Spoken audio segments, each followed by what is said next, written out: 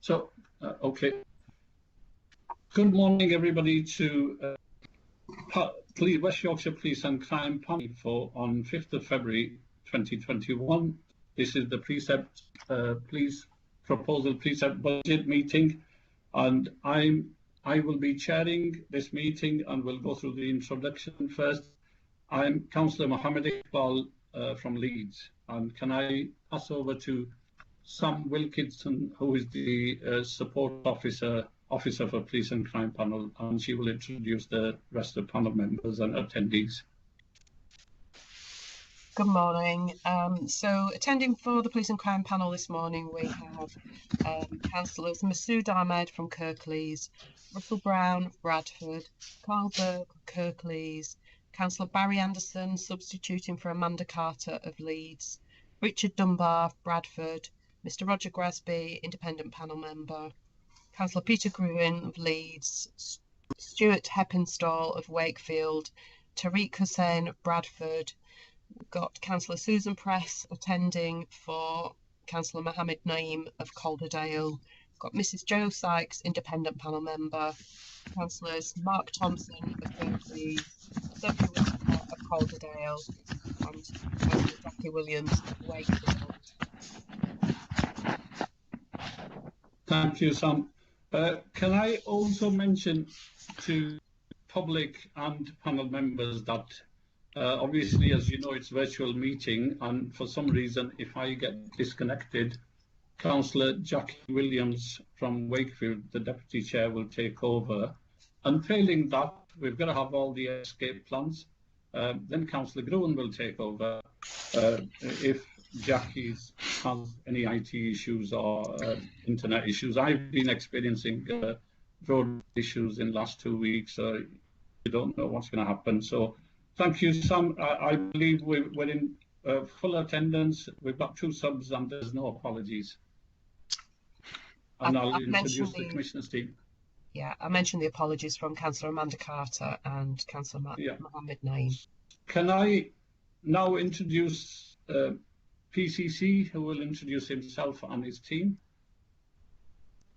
Yeah, good morning, Chair. Good morning, everybody. I hope everybody can hear me okay. Mark Burns-Williamson, Police and Crime Commissioner for West Yorkshire, and from the Office of PCC, we also have Catherine Johnson, who is the Treasurer, Wendy Stevens, our Research Manager, and I think the Chief Constable, John Robbins, is on the line as well. Thank you, Mark. And we've got James, who's doing the live stream from Wakefield Council. Is it James Lightfoot and Sharon Fraser, the legal officer, and we've got another trainee, or was some? Is anybody else we've missed? Yes, we've got Luke Wyatt, who's trainee solicitor. We've got Neil Warren, who's supporting the panel today, Chief Finance Officer from Wakefield, and Caitlin Beaver providing panel support. Thank you.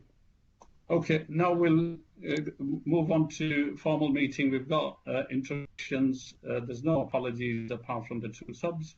So item 2, minutes, which was a private meeting, and Commissioner and his team were not in attendance. So for those people who were in meeting, can we say that they're true, correct minutes?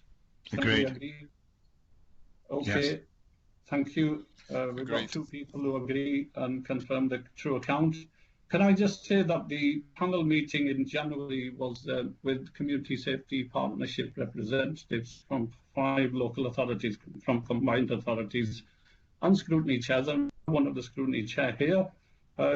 Just to an update, just briefly, that all the 5 community partnership chairs, representatives and scrutiny chairs, Commissioner, for your information, were very pleased with the working relationship with the PCC's office and the partnerships and the support provided by the Commissioner's office and team during the year in terms of dealing with crime and ironing out what priorities are for the area. So there's a positive feedback to start off with on item 2. Thank you.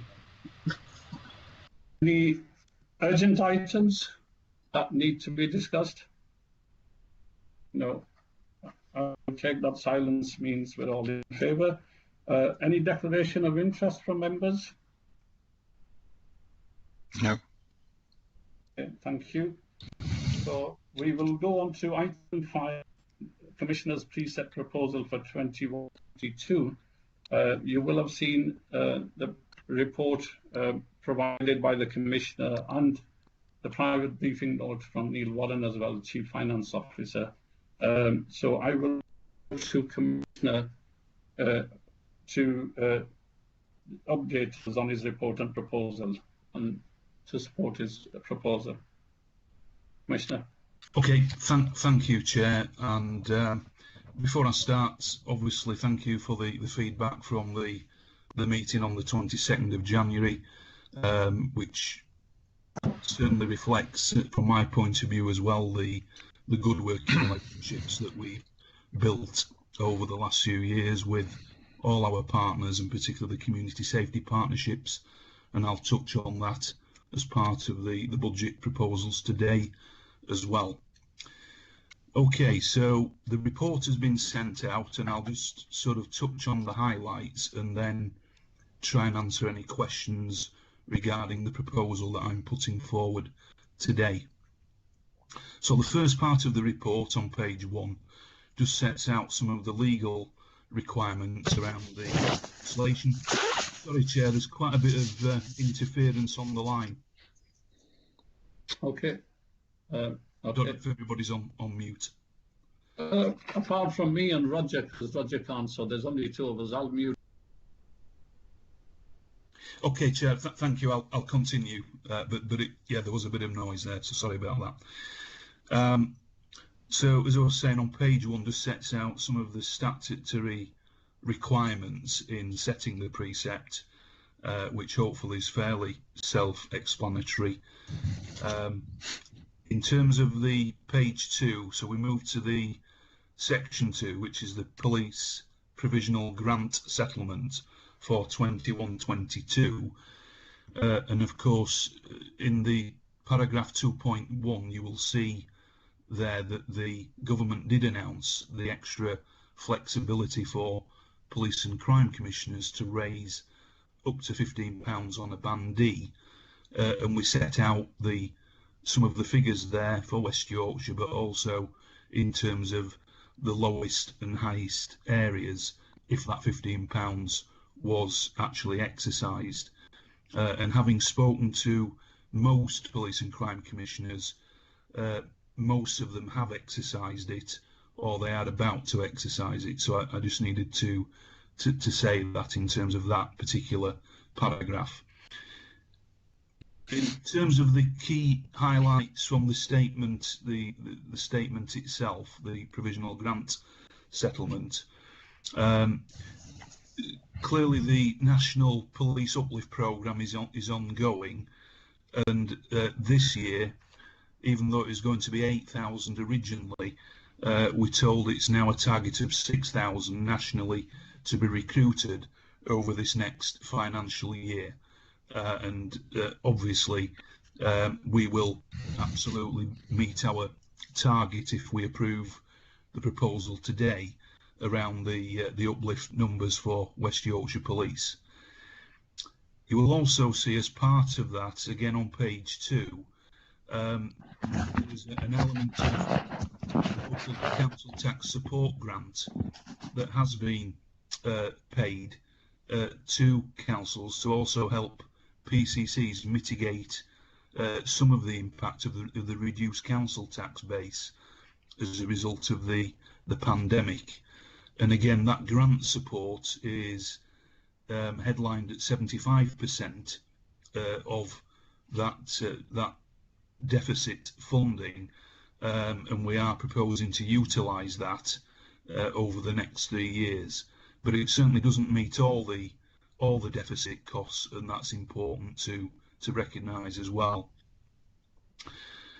The actual pension grant, which is important because that's a fairly sizable part of the budget, is a flat rate grant, and we are led to believe there's some major changes around pensions coming in future years as well, which will have definitely have implications for the budget.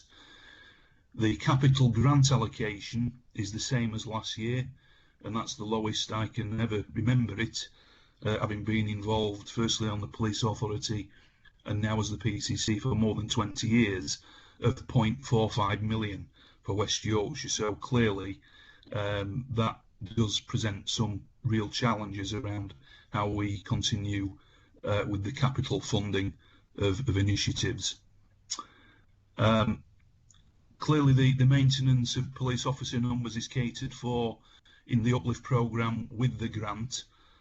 We recognise that, and as I've said, we will meet our target around the numbers, but actually there are also significant top slices from our budgets into some of the national programmes that are continuing as well, and although I think it has decreased slightly, it's still over 1 billion in terms of various programmes, and that is set out on table 3 in the table into a number of programmes there in terms of the top slices into other things, and the big one there is the police technology programmes, the emergency services communication programme, which is still yet to be delivered and is run by the Home Office, but again does have major implications for us, which I will touch on as we move through.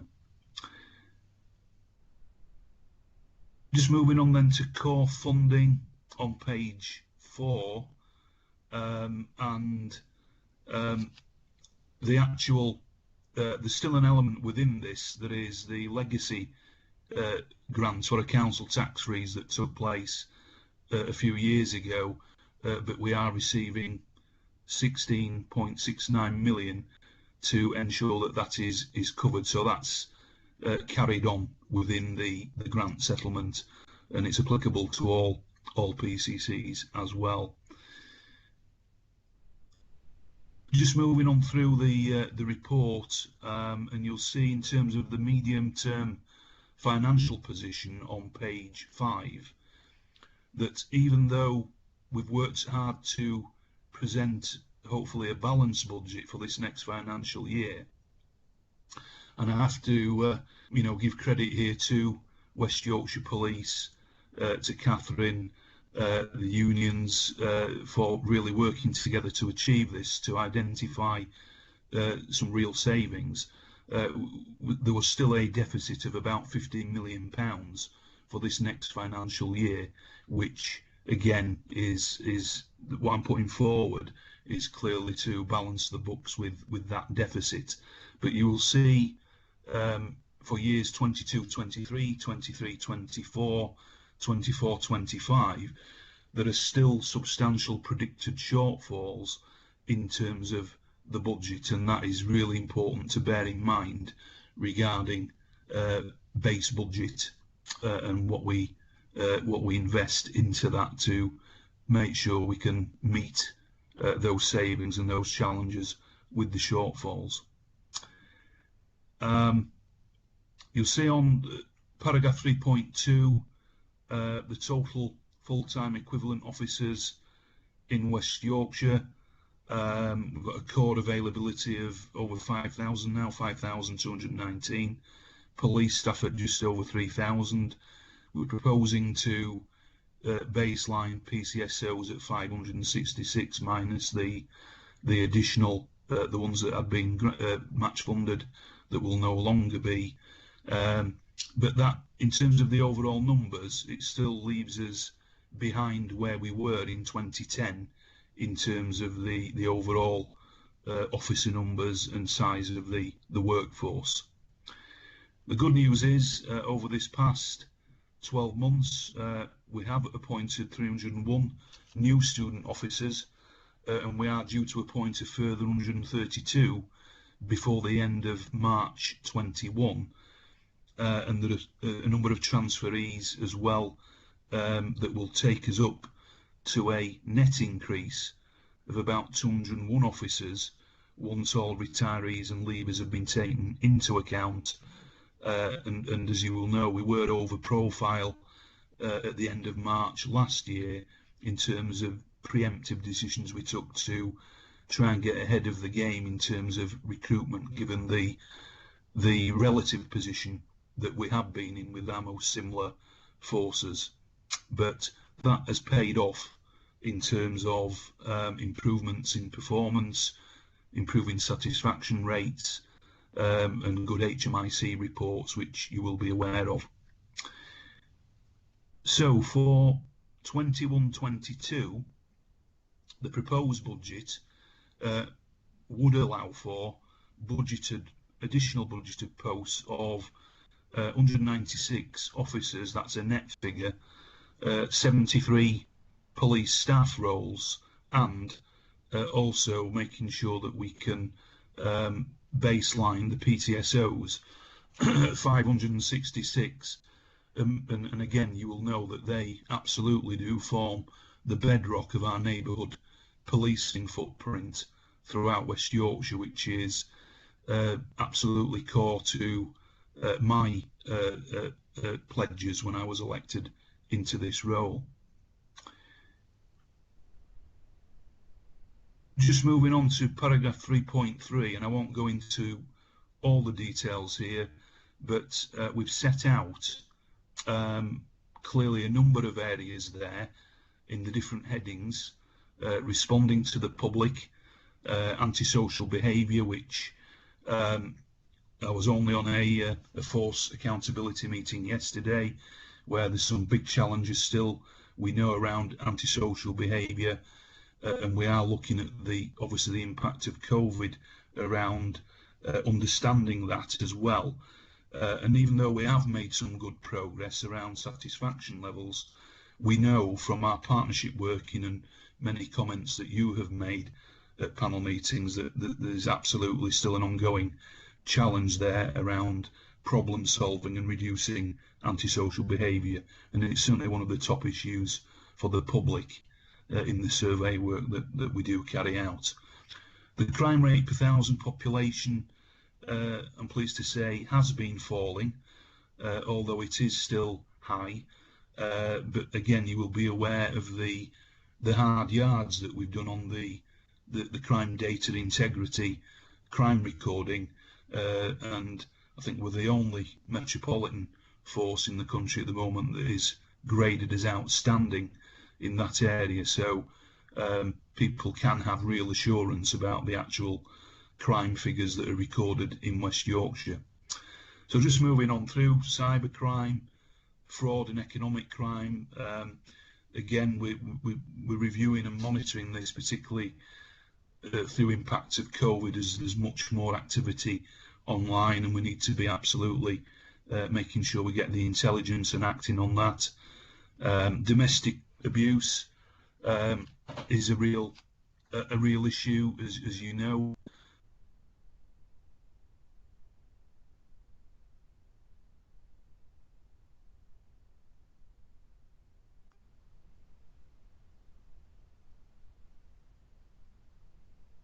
Hi, Mark. I think we're having problems. Can anybody hear me?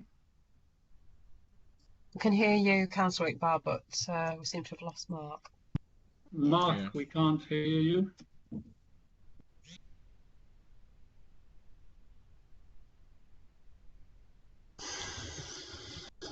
Is Mark still logged on?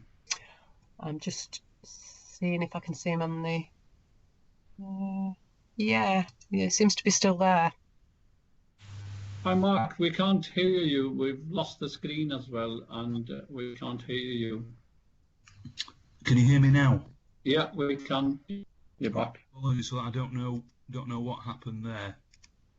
We can't see you, but we can hear you. So it's okay. Yeah, we can see you as well now. Right. Okay. I was over the categories on page 7, page 8. Is that where? You're just talking about domestic abuse. Right. Okay. Thank you. So yeah, we still have a high incidence of domestic abuse, and we are obviously wary of some of the latent demand that may be building up in terms of the pandemic and the domestic situations that people find themselves in. So we are working hard and trying to commission service. Meeting police meeting and pata nahi kare rakhat. Hello? Can you hear me okay, Chair? Yes, sorry, I think it's on mute. Yes, yeah, carry on, Mark. Right. Yeah, so I think I was just saying about domestic abuse and you know, investing into independent domestic violence advocates is a key aspect to all this with regards to achieving better outcomes for victims, because often with their involvement there's a much better chance of keeping victims engaged, and that advocacy work is absolutely crucial. And it's similar around sexual exploitation, where we have ISVAs, independent sexual violence advocates, and again through some of the partnership funding and the Ministry of Justice grants, commissioning key personnel into those roles.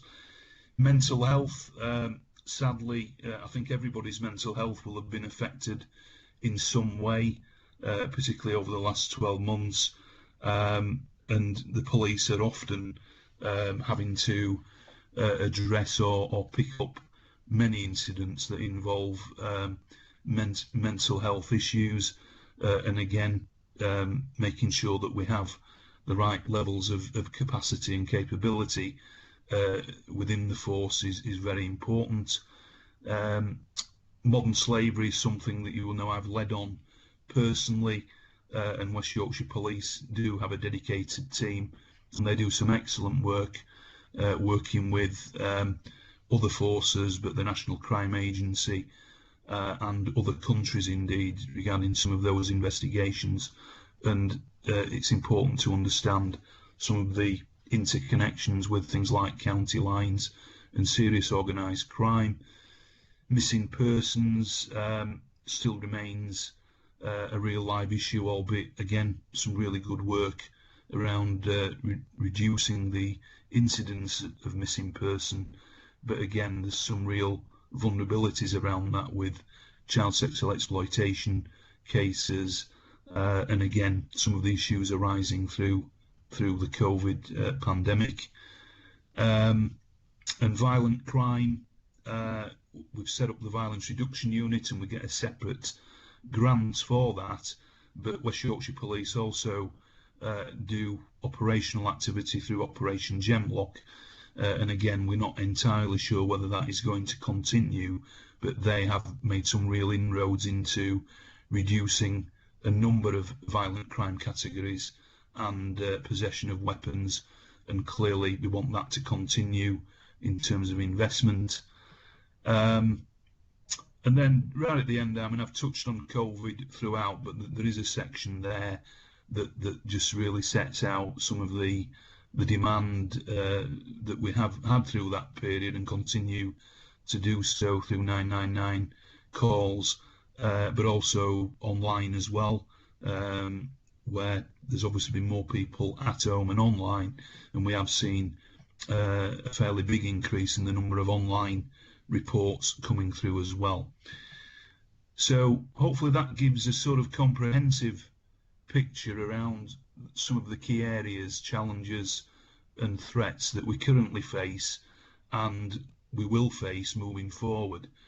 And having that right investigative investment and the capabilities and skills within the force is one of those key areas. And I highlight this coming on to paragraph 3.6 on page 11. So some of the key things we want to continue to invest in, and I've mentioned it already, but neighbourhood policing is at the core of what we do. The public absolutely want to see more visibility, more problem solving, working with partners and having locally based officers and PCSOs who know their local areas. And what I'm putting forward in this proposal is absolutely to maintain that in terms of the PCSO numbers, but also gradually strengthening with police officers as well with the new recruits. And I do mention there, of course, the HMIC FRS, the Independent Inspectorate, have rated us as good for preventing crime, and clearly we work hard to try and ensure we are achieving good inspection reports, which is, you know, really important. Digital forensics investment is another key area, and in conversation with the Chief Constable and many of the officers in West Yorkshire Police, there's absolutely no doubt that pretty much most crimes now, in terms of investigations, have some form of digital footprint. So the key aspect of what I'm putting is around specialist investigative staff into digital forensics, so that we can achieve better outcomes through the criminal justice system and develop those skills, because that area of work will only grow. And I know the Chief Constable might want to say something about that a little later as well.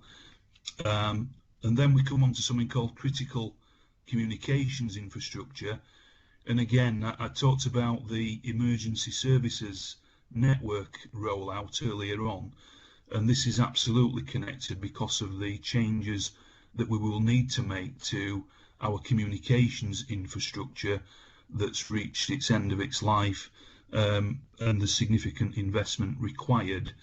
And also this is about customer contact, so members of the public that are contacting the police, whether over the telephone or online, to improve that and make sure we carry on improving our response to the public and providing feedback, which is one of the key issues, that we can improve that situation. And that again is key to what I'm putting forward today.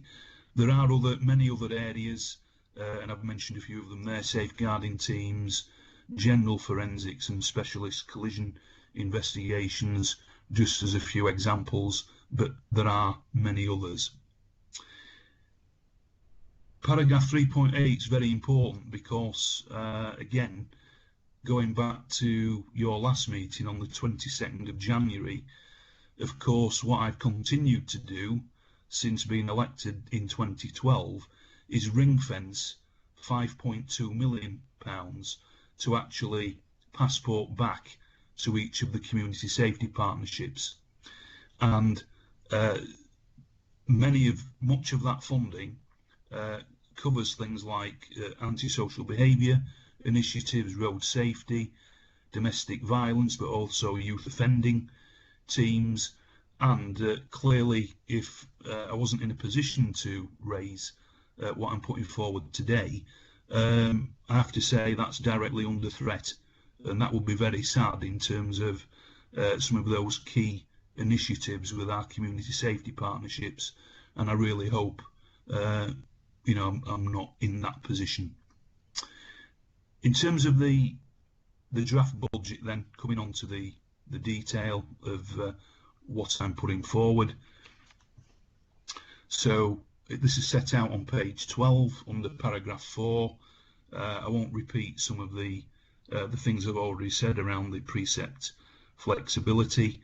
What I will say though is that, and I'll repeat what I've said around the budget. Yes, we want to balance the budget for this next financial year, but that doesn't come without pain, and there are some real hard decisions still to make to close that 15 million deficit, but we've worked very hard to reduce that figure from what it was looking like a few months ago. And the funding landscape, I have to say, looks very uncertain still. And despite the government saying that they've been planning to carry out a funding formula review for about 5 years, that still hasn't transpired. And again, I'll repeat what I've said on previous occasions. The fact that that funding formula review hasn't been undertaken leaves areas like West Yorkshire underfunded, in my view, by many millions of pounds because of the demand that we have in West Yorkshire compared to many other areas. I have raised it directly again with the policing minister, and he tells me they're still planning to do it, but quite frankly, I'll believe it when I see it, because they've had 4 years, 5 years to undertake it, and it still hasn't happened. As I've said, we're still having to look at comprehensive saving programmes, and those workshops have been running since July 2020, and some of that real detailed look to try and close that deficit. And clearly, given the COVID situation, we're still not sure whether there will be a 3-year comprehensive spending review commitment by government later this year, or whether it will be another 12 months rollover like we have now, which doesn't help in the longer term planning. But clearly I understand the situation given the real pressures that COVID has created. So I do understand that, but we really do hope that the government revert back to a 3-year CSR trajectory later this year. But certainly whether this flexibility will continue is by no means guaranteed, albeit it has been a deliberate government policy to allow police and crime commissioners the additional flexibility, and in fact they assume these figures in their headline announcements that ministers make at the dispatch box. Having said all that, we still only receive about 72% of our central funding from government, so clearly we're still very heavily reliant on the core grant, and that's why I made the point about the funding formula review, because without real reform to that, we are always going to be in this situation under the current funding formula. In terms of the referendum limit, that just sets out again what I said in the first paragraph, but also to add to that, that the in West Yorkshire, 71% of council taxpayers are actually in bands A to C. So what I'm putting forward will actually mean, on average, for most, if approved, that for most council taxpayers it will be a rise of around about 20 pence per week for bands A and B. I've attached the survey that was carried out from December till mid-January, and a good response there in terms of 80% of those that responded across West Yorkshire said they would support the proposition I put forward in that survey, around £15 on the band D, but clearly for most properties in bands A to C it won't be £15, and that's set out at Appendix A. In terms of the funding strategy, we've included the reserves position set out at Appendix B, and it's fairly ironic now, isn't it, that the reserves position is one where, you know, we absolutely are at the lower end in terms of what is held in the general reserves, and clearly the 0.45 million on the capital allocation that I talked about earlier does exacerbate that situation.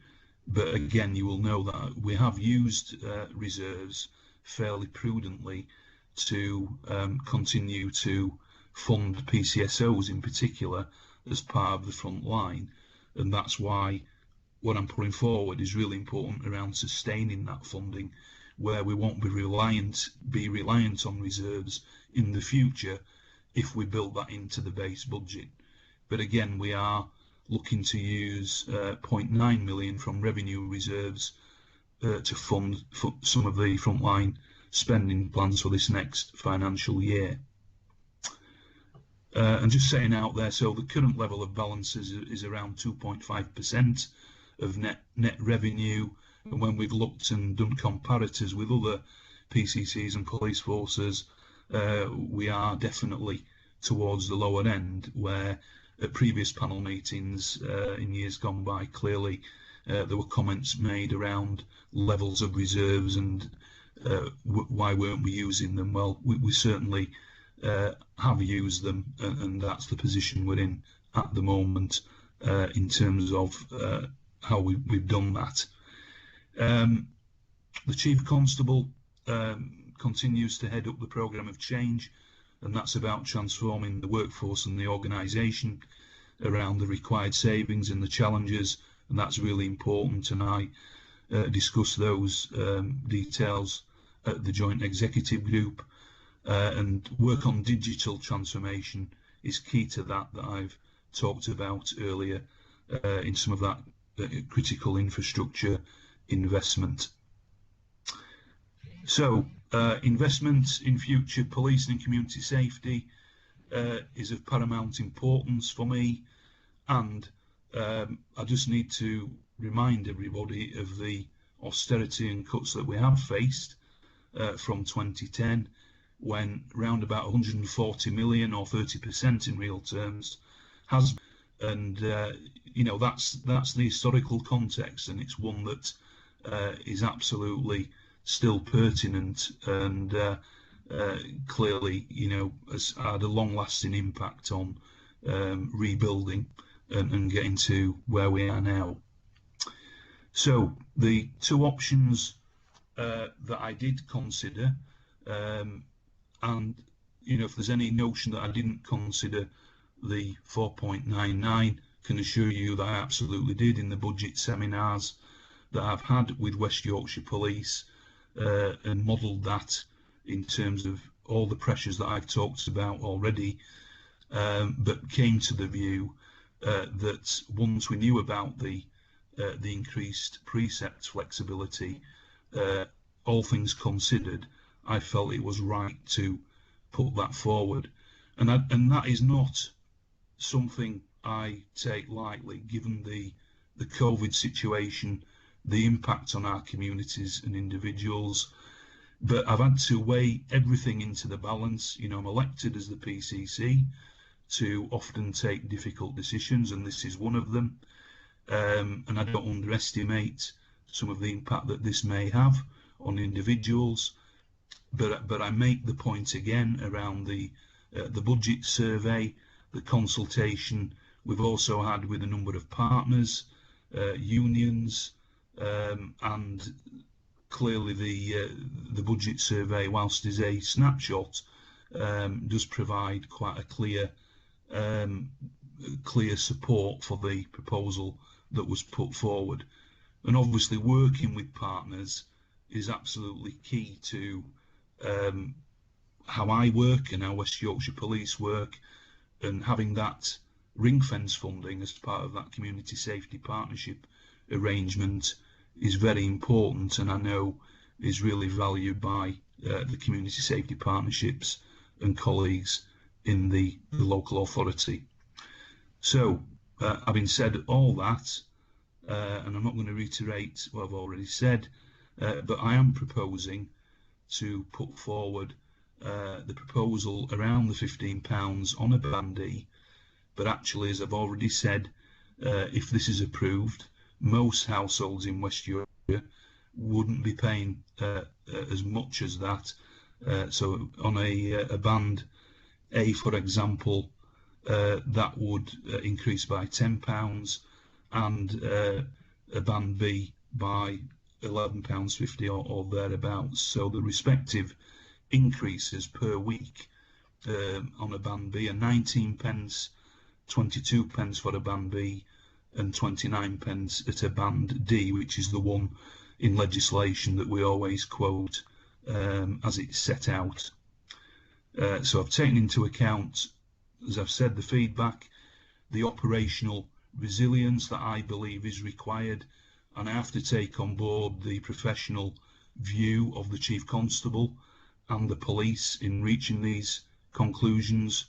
The survey, yes, of course, the impacts on council taxpayers and the COVID situation, which is clearly ongoing, the robustness of the financial planning and the organisational management, the scale of savings that still have to be made, if we don't actually make this investment.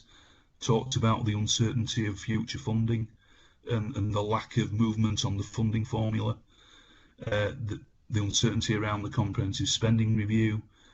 And when I've actually consulted and looked at what's happening around the country, clearly that is a factor, albeit I accept it's in the end, you know, what we decide for West Yorkshire. But, you know, I do look, as you know, I do a lot of work at the national level, and I do speak to colleagues. And quite honestly, if I didn't think this was the right thing, I wouldn't be coming on this call today and putting it forward, because clearly we're now in a position where none of, or only a relatively small number of PCSOs are match funded.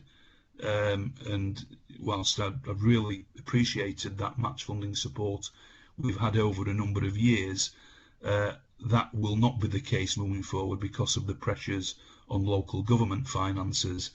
And I want to make sure that that PCSO footprint is absolutely protected in the neighbourhood policing footprint.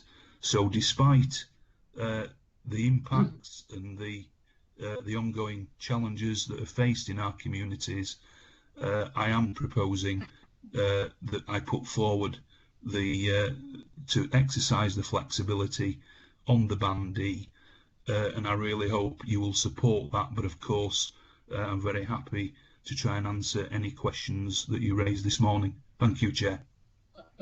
Thank you, Mark Burns-Williamson, the Commissioner, for presenting your report on your proposal for Precept budget. The panel do want to ask some questions as to how you came to this conclusion, what made you decide to set this budget. So I'll open up for questions. I'll give Roger Grasby the first opportunity to speak.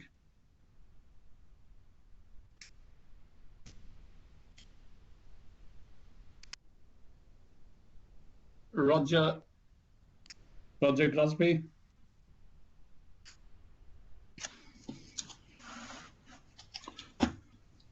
Is Roger still on?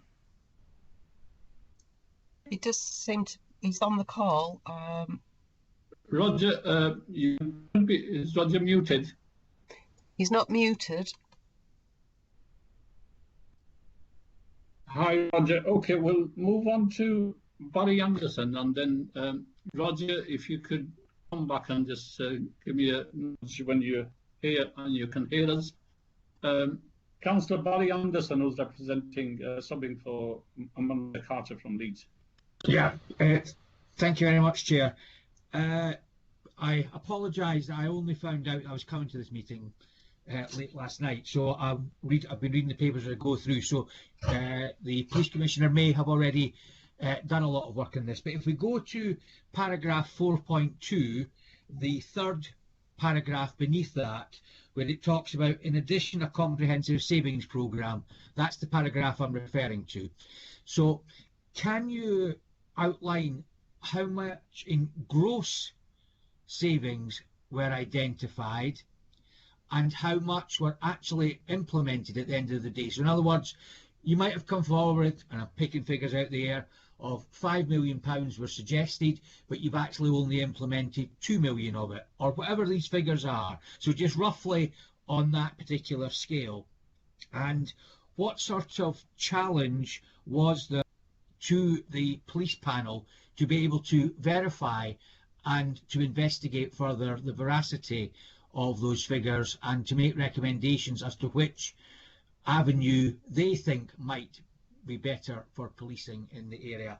And the final one is, in the document last year, after last year's budget, there were some commitments agreed between yourself and the panel. Have they all been met in full?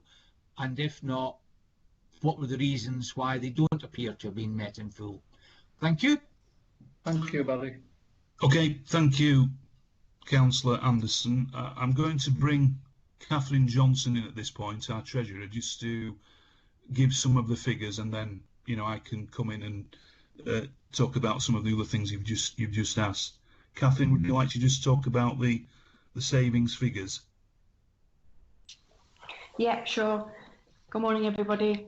So, yeah, there's been a comprehensive spending savings programme running since June 2020, and it's been right across the West Yorkshire Police, and I, as Treasurer, have been attending the savings sessions, and then those savings get discussed in some detail, and then they get challenged through the Chief Officer team, they get challenged through the PCC, they come to the budget seminars, and the savings were assessed against deliverability, operational impact, and all kind of senior district heads and department heads then could provide challenge against those savings. And then they, like I said, they came to the budget seminars. So there's over £9 million worth of savings that have gone in, and there was significantly more than that identified, but all of them had really undesirable operational impact, and therefore they've been put on the medium term to do further work on scoping what the impact would be. So you'll see there's real challenges for funding in future years, and some of those areas will have to be worked up as future funding saving options if the settlement for future years is not as we would hope. So I can't give you an exact percentage because there's been numerous meetings where all this has been worked through, but there are some put forward for further reviews to take place in the future. But all of them now, after the 140 million that's been taken out, all of them have really significant operational impact. That's right. I think then in terms of your question around the panel, we did bring a finance paper to the December meeting where we set out some of this. So there was absolutely an opportunity to question some of the areas around the work that was ongoing and the finances. But clearly, as the Police and Crime Commissioner, I've been having regular meetings with the Chief Constable and Chief Officer team through dedicated budget seminars, but also through our normal joint executive group meetings where we come together and it's a regular item. So I can assure you it's been very rigorous, and in fact we've improved the position quite markedly actually since the over the last few months through more due diligence. So I've been pleased with that, albeit there's still some real challenges. And then the other one was on the commitments that were agreed at the end of last year's. Yes. The commitments. Yeah. Yeah. So, Catherine, I think we've provided Appendix F, haven't we, on that? Oh, right. You want to just quickly come back in? We have Appendix F, yeah. Yeah, so Appendix F talks through the operational benefits that were put forward in last year's Appendix F, and then talks about how they've been achieved. But in terms of the Precept commitments, there were a number made. They go through to different panel meetings during the year, so the work programme will show all the individual Precept commitments. One of them is around protecting PCSO numbers, but within the budget meeting it said that the numbers would be would dip down and then come back to the full quota by the year end. Of course, with the financial pressures that we've had, there hasn't been PCSO recruitment during the year, but this budget commits to getting the PCSOs back to the full quota less the partnership funded PCSOs, so that's 566. Thank you. That's fine. Can I just come back with one supplementary on the just been raised by Catherine just now Okay. about the PCSO funding? Because there is going to be a reduction in PCSO funding coming from Leeds this year, do you think that will have an effect on the neighbourhood policing ability, or are you confident that your existing officers that are left behind are going to be able to become more productive and make up for that reduction?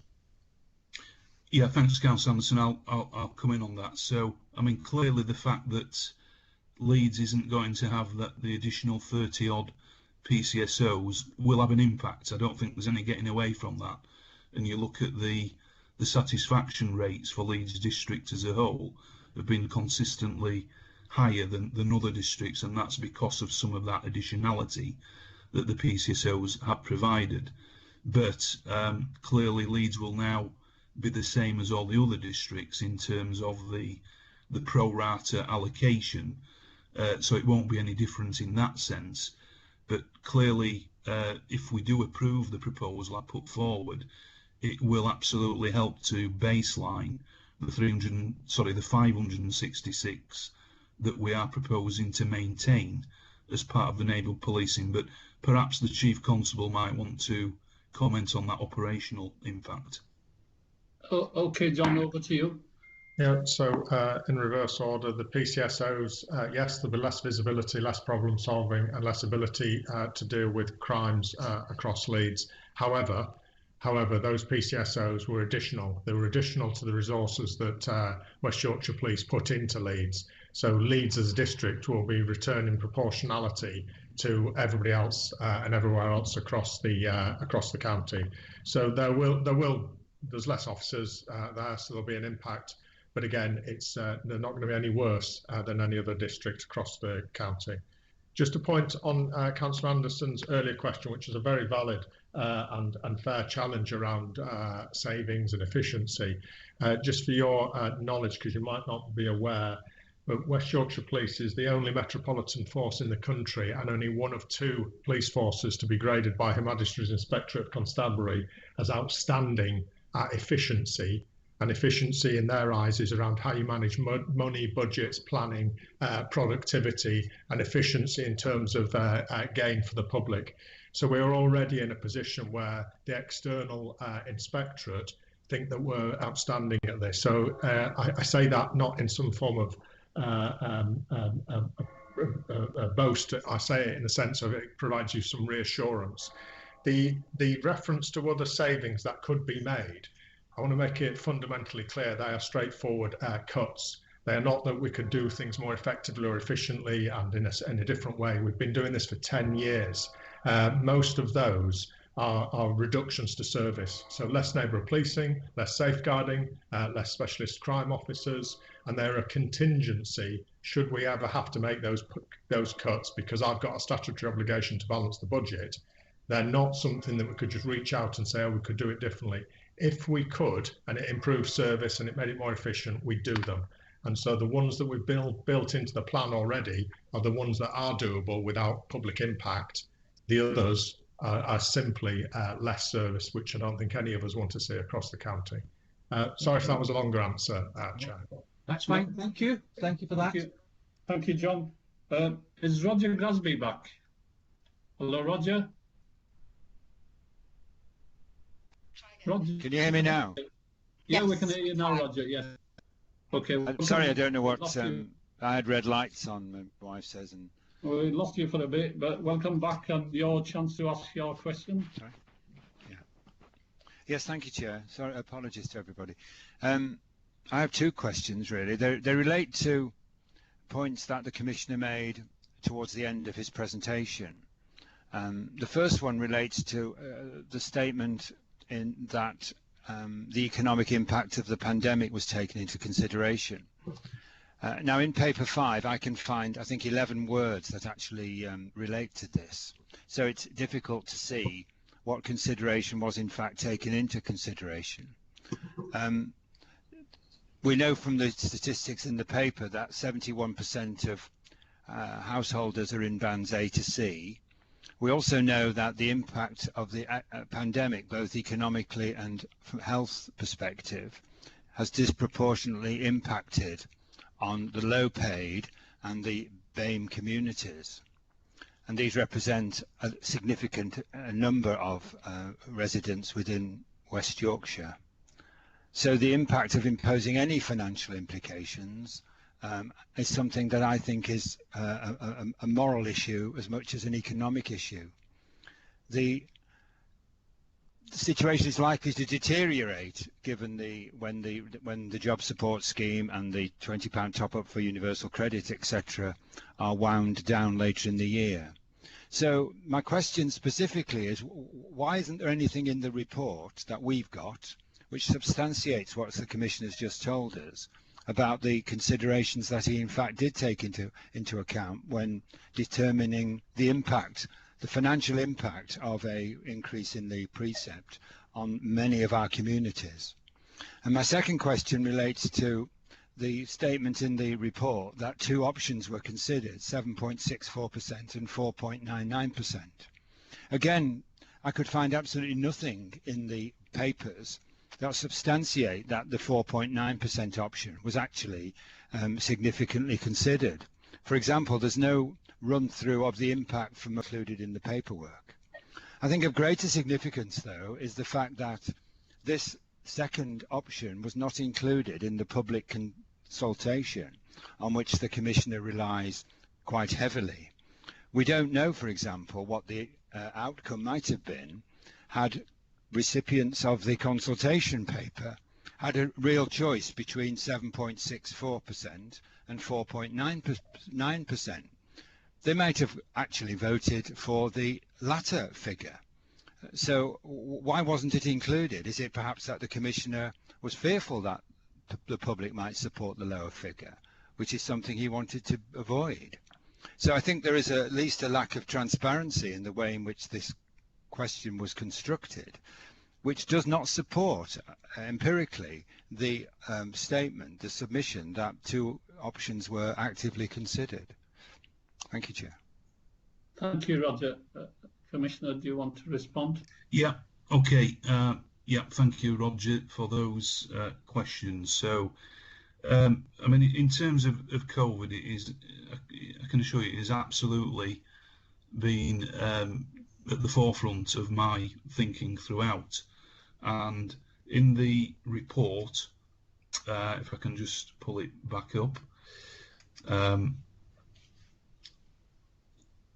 you know, I do reference that in the report. Obviously, you don't think I reference it enough, and you know, I understand that perspective, but you know, I do make reference to it about the ongoing economic impact. Clearly, like you, I follow the news every day regarding the various announcements, aware of people who may have lost their jobs, facing difficulties with livelihoods, etc. But ultimately, you know, I've got to make a judgment call on the level of policing and the protection of our communities. And on balance, taking all that into account, and as I said, I don't take it lightly, and it is a difficult decision.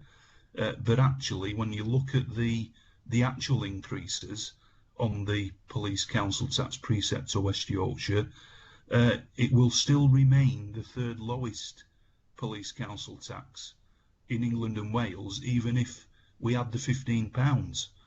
And you know, and these are real considerations around making sure that listening to the Chief Constable, yes, listening to the public, around you know, making those judgment calls. And as I've said in all the budget seminars, we did model the 4.99 that you've talked about, and it was absolutely considered as whether that's something we could move forward with. And again, because of all the things I set out in my presentation earlier around the pressures, around maintaining neighbourhood policing, investment into digital forensics investigations, that CSP partnership funding, because I have to say that will be probably the first area I will be looking at if I wasn't talking about the £15 precept increase on a band E. They're the implications of not raising that level of investment.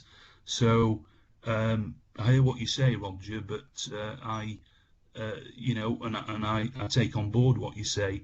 I mean, in terms of the survey, you know, I accept it was a very short window of time. We had to pull that together following the police settlement announcement and the detail of it later in December. We did, I know Catherine did have a session with some of the panel members around the wording of the survey, and it wasn't a case of being fearful of people voting for a different option. I wanted to put forward and be straightforward what I think is the the preferred option that I was putting forward, and people had clearly had an opportunity to say they didn't support that level of funding on the survey, but 80% of them did. Thank you, Mark. Okay, Roger, are we okay? Joe Sykes, did you? Chair, it's the Chief. If I can just come in to maybe assist on the operational impact that I accept we haven't articulated in there. The discussions we had with the Commissioners, the operational impact of not going with this probably means less PCSOs, and the last estimate we had was 100 less. It means not doing the digital forensic investigation programme, which will mean that we'll fall behind upon our digital investigation ability, and that's probably about 50 digital media investigators, and more importantly the capital infrastructure that goes with that, which is into millions of pounds. So we wouldn't be able to do that, which will mean that we're falling even further behind around fraud, cyber, online abuse. And it would also mean probably less police staff investigators in safeguarding, and the bit I'm most worried about at the moment is around domestic abuse and safeguarding. That is in no way any attempt at shroud waving or anything like that, but I think the question was, what will not happen if we don't get the full amount? And that will be the likely operational impact. And again, it's not for me to comment directly upon the point about disadvantage and society and the moral issue. The only point I would make on that from a professional policing point of view, if we turn this around, some of the most financially disadvantaged in society are often some of the most vulnerable people. These additions to the budget and the growth in that sense helps us service those very vulnerable people at times of need as well. So I understand the financial impact, of course, but equally they're the very people who need policing services as we go through the next few years. Thank you, Chief Constable. Is that okay, Roger? I'm sure other colleagues want to speak, Chair. Yeah, I've got the other colleagues who want to speak, and there's Councillor Mark Thompson who wants to speak. Thank you, Chair. My question is to the allocation of funds and where those funds come from, rather than from public as far as increase in council tax. And I wondered, Mark, if we'd gone to each one of the boroughs in the 5 boroughs which are in West Yorkshire to discuss this in detail. And I can only speak for the borough that I know a little bit around as far as finances are concerned, which is Kirklees. And at this moment in time, we're sat on £45 million worth of unallocated reserves. Unallocated reserves in a council are usually for rainy day money, if you want to dumb it all down into a term. And I don't think in 2020-21 we're going to have a rainier day than what we can expect over the next 12 months. I find it incredulous that we would ask the public that are struggling as far as finances are concerned to increase their council tax for any reason, any shape or form. And if we're as one borough, and I've just been looking online at Calderdale, I believe at this moment in time it's about 30 million allocated reserves. I believe Bradford obviously are managing their unallocated reserves as well. I think they're down to about 15, but these are figures that I've seen online very quickly. I wondered, Mark, if you've been to the heads of council and finance departments in council to look at using or allocating some of these unallocated reserves for the greater good of the budget that you're putting forward without actually impacting on the public in the 5 boroughs. Thank you, Mark. Okay, well, yeah, thanks for those comments. Clearly, I have met with all the leaders of the council, so they've absolutely been briefed around these details and proposals. So I've been to their meeting. I gave an opportunity for all West Yorkshire MPs to be briefed as well around the finances. And I'm not sure what unallocated reserves you are talking about, because at last year's Precept meeting, you were actually putting proposals forward to start building reserves back up, which you know, I fail to see how that can be done if we're not going to invest in services. Now, again, coming back, I take the point obviously about the times we are in and the difficulties people face. I absolutely understand and recognise that. And as I've already said, this is not a decision that's an easy one or I take lightly, but I've got to take that balanced view around community safety, policing. The Chief Constable just made a good point around often those that are the most vulnerable, you know, in disadvantaged situations do need the support and protection of the police, which, you know, is absolutely the case. So, as I've said, we are a very low police council tax precept when you look at the national average, even if we raise this £15, and in fact the police council tax element of the council tax bill is broadly 1/10 of the overall council tax bill. So I can only, you know, speak for the West Yorkshire Police budget, and you know, clearly I don't know if you're going to be objecting to Kirklees Council raising any council tax as well for consistency. But you know, I set out my stall and reasoning for reaching this conclusion, and I wouldn't be here proposing it if I didn't think, on balance, it was the right thing to do. Can I bring in Councillor Peter Gruen from Leeds to ask a question? Well, thank you very much. It's more a comment, I think. I'm actually very pleased, if I may say, the way the Chief Constable responded to some of the challenges, because quite often in my experience, chief officers will talk about savings, unpalatable savings, which, as the Chief said, are actually cuts in service, and pretend that they're not cuts. And so the straightforwardness of both the Commissioner and the Chief Constable, I welcome. And I think the question I had, as you know, was articulating the difference between the two increases and what would happen if we went for the lower one. And I'm also pleased that there's an acceptance that that should have had more prominence in the report itself. And my other comment really is, Mark referred back to the discussion some of us had around the survey, and I wasn't supportive of a single question and an assumption that the public couldn't understand an option of 2 or 3 different levels. But that said, the survey's gone through, this has happened, and I can understand the rationale of the Commissioner in very difficult circumstances. And I suppose if I add just a slice of politics, then it is that there has been 10 years of austerity and massive cuts in all our budgets, and therefore decisions are much harder than they might otherwise be. So I fully understand what we're being told this morning. Thank you.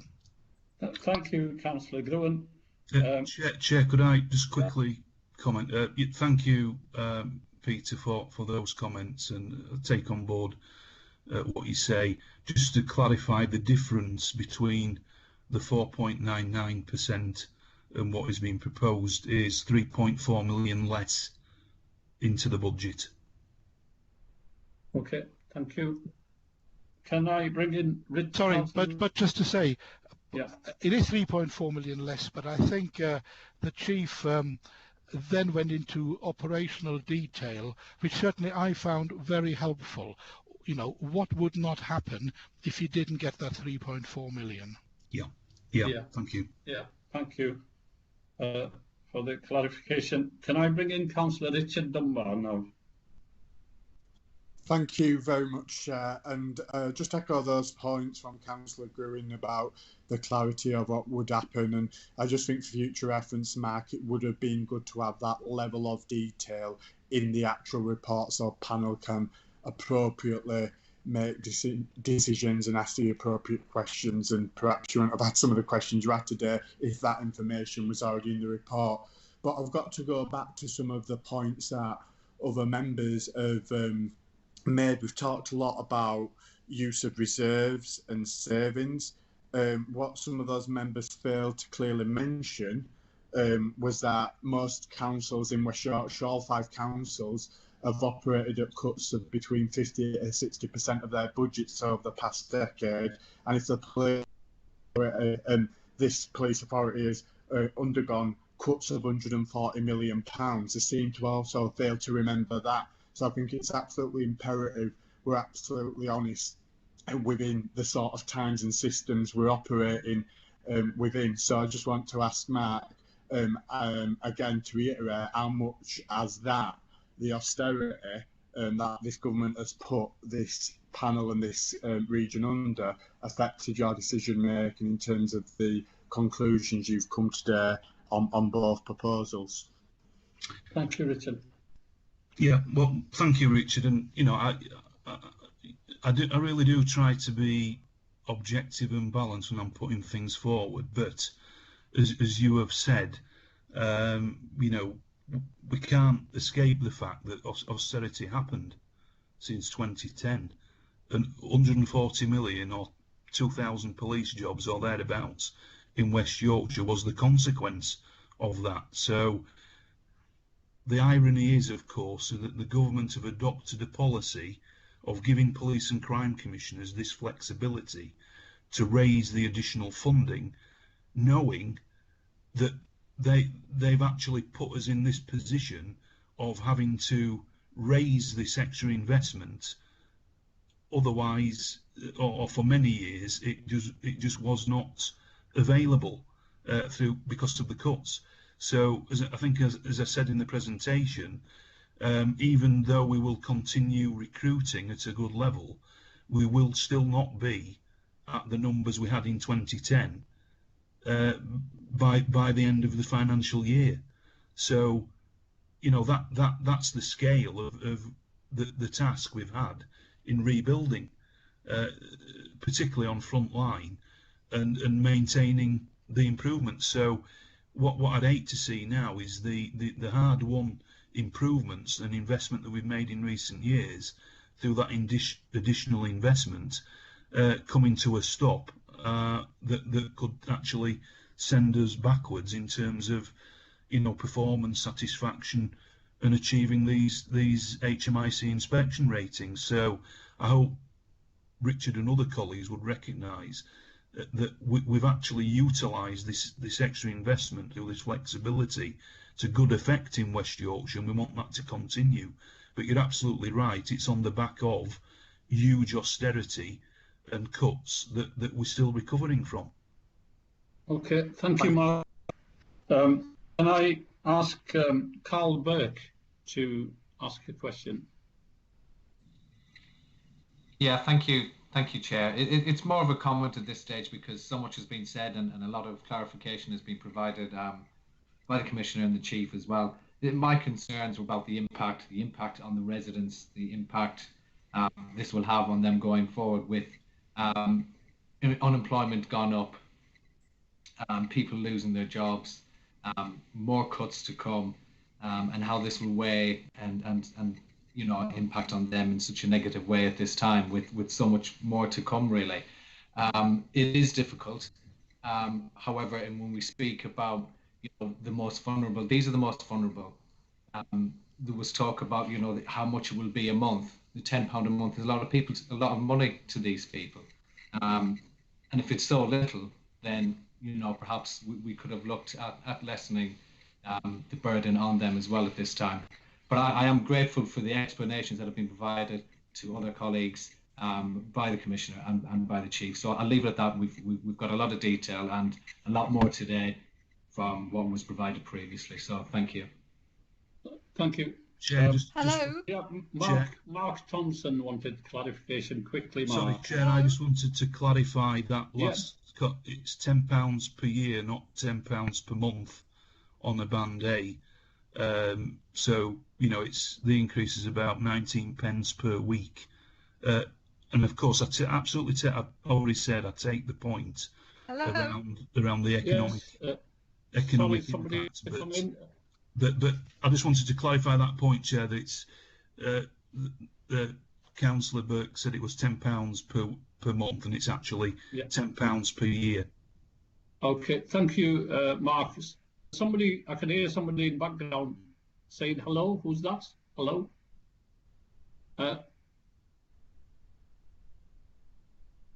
All right, I think the press, Councillor Press, you are back in the Precept meeting now. Oh, welcome, Councillor Press. Right, okay, that means I understand Councillor Press was offline for Councillor Press, are you back? Do you want to ask a question?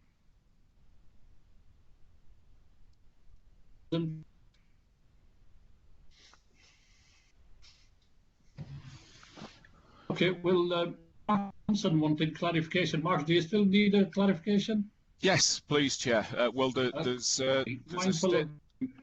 I'm sorry? Full of times, second bite of cherry. Yeah. So there's just one point I wanted to make just on the back of selective amnesia that the Commissioner seems to have, that he talks about 2010 to 20, but what he tends to forget is the period of 2003 to 2010, where the majority of police forces were overfunded to the tune of 20 to 25%, which allowed the police forces to have additional over the amount of manpower that they required. Also, the stockpiling of stock as well, and also to the tune where West Yorkshire Police were allowed to have reserves of over £70 million over that period of time because of overfunding. So we just need to put everything in context and not just selectively pick out certain points as far as that. My clarification. Come to clarification. I don't think that comment is valid. Well, neither is the austerity, Chair, then. If we're not going to look at the whole thing, Chair, then why are we looking at part of it? It's selective. So let's look at the whole thing. Let's look at over budgeting as well as under budgeting. You know, let's not just look at austerity. Let's look at why we had to have austerity. Councillor Thompson, point made. So the clarification is that I didn't feel that my question was answered earlier, which was, have we specifically asked the councils in the 5 boroughs to use unallocated reserves to pay for this particular part of the funding that's required? Or and have we got any answers from the 5 boroughs whether they will help with this? Or are we going to the public for this money because we haven't asked the question? Thank you. Okay, thanks. Well, in answer to that question, no, I haven't asked the councils whether they want to use your definition of unallocated reserves, because, well, it'd be a complete nonsense in my view. As you know, I've already said we've got the partnership funding arrangements in place where you know, the CSPs are actually utilising that passported funding. So no, that I haven't considered that, and nor would I. And secondly, in terms of the period 2003 to 2010, if he's really saying that, I mean, that I interpret that as to actually get to a level that is required for policing, not an over-investment, which it was an over-budgeting of up to 25%, Mark. Well, I fundamentally don't agree with that. Councillor Thompson, can I thank you for your contribution. Once said, I've accepted, I've allowed everybody, and I think we need to move on. I mean, I can speak for Leeds. Sorry, hello? Yes? Can you hear me? I was locked out. I was locked out of the meeting for about 15 minutes, so I wanted to say something. Okay, so Councillor Press, can I just let you come in, and then Jackie? I can speak for our local authority. As much as I want to have the PCSOs, we've always funded, whereas other councils did not to, but got 100 million budget. You're a lucky council in Calderdale if you've got so much in reserves. Perhaps as local councillors for our respective authorities speak to our leadership and, fund the PCSOs or whatever. But anyway, that's a different issue. And I don't think the council, every city has their own choice of spending extra money on their community safety issues, rather than putting money in general pot for West Yorkshire. I don't think the taxpayers would be happy with that. Okay, Councillor Press, can I? I have had the most appalling technical problems this morning, so forgive me. I'm a little bit stressed. No, it's okay. And obviously I've missed the previous contribution, so I'm sorry about that. But what I wanted to say was this: that what we all know how terrible the pandemic has been, but the fact is that local government has struggled, partly because we haven't received all the funding which we should have received from the government. It's come in drips and drabs, and even welcome though it is, obviously our revenue everywhere has plummeted to almost nothing. And so most, if not all, authorities in West Yorkshire are in a dire financial situation. And we have had to, or we are planning to put council tax up by a very significant amount, because quite frankly we have no choice. But when you compare the increases we are going to have to make, which is probably, I think, is possibly going to be 5% with the 3% social care precept, what we're talking about here is actually an extremely small amount of money. I think, as has already been said, most properties in our area are not Band D. They are Band A. I live in a Band A property. I think something like 50 to 60% of all properties in Calderdale, if not more, are the lowest band. So, 19 pence, 29 pence a week, it really isn't a massive extra burden. And also, I would point out that particularly in Calderdale, unlike other areas, the lowest, the people on the lowest incomes, the people on benefits, actually pay a significantly less amount of council tax than other parts of West Yorkshire. We only ask people to pay 19%. So as far as Calderdale goes, I'll be supporting, in the absence of Councillor Naeem, and I know he would be doing the same thing, I will be supporting the precept increase, because I actually think it's necessary. People need to feel safer than ever before, really. So I will be supporting it, and I think the increase is fair. Thank you. Thank you, Councillor Press, for your comments. But I'm just conscious of, because colleagues have stayed up, they want to leave at 12 o'clock. So therefore, we need to finish the meeting at 12. And I want to give everybody an opportunity to ask questions. Now, Councillor Susan Press is our guest first meeting, so she's an exception. But can I ask colleagues, well, there's only two people left who want to ask questions. And then, so Councillor Sophie Whittaker. Thank you, Chair. I just want to pick up on a point that Roger made earlier, just about transparency and the public survey. I just don't feel it was adequately answered.